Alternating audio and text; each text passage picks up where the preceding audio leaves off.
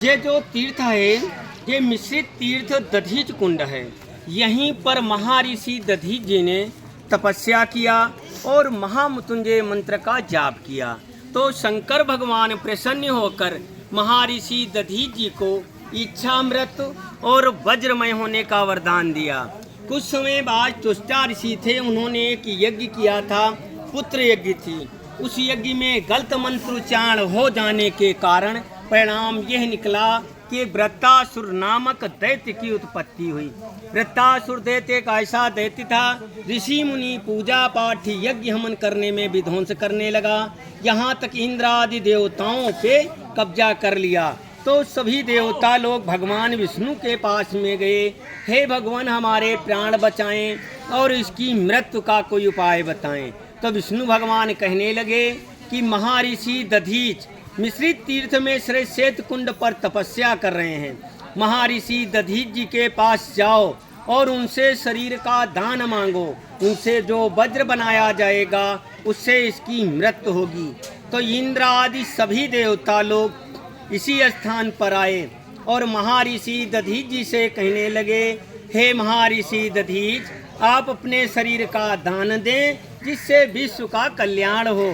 तो महर्षि दधीच कहने लगे, हम शरीर दान देंगे, लेकिन हम काशी से चले थे, हमने एक संकल्प किया था कि आकाश और पाताल मृत लोक के तीनों लोकों के तीर्थों के जल से स्नान करेंगे, तीनों लोकों के तीर्थों का परिक्रमा करेंगे, उसके बाद में अपना शरीर हम आपको दान में देंगे।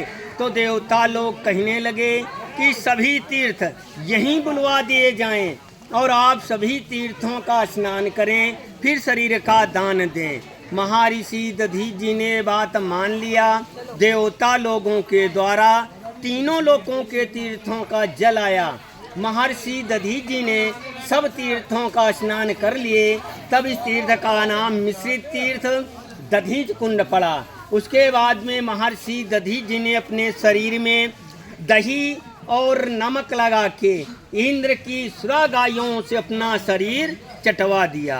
हड्डियां जो थीं परमार्थ में देवराज इंद्र को दान में अर्पित कर दिया।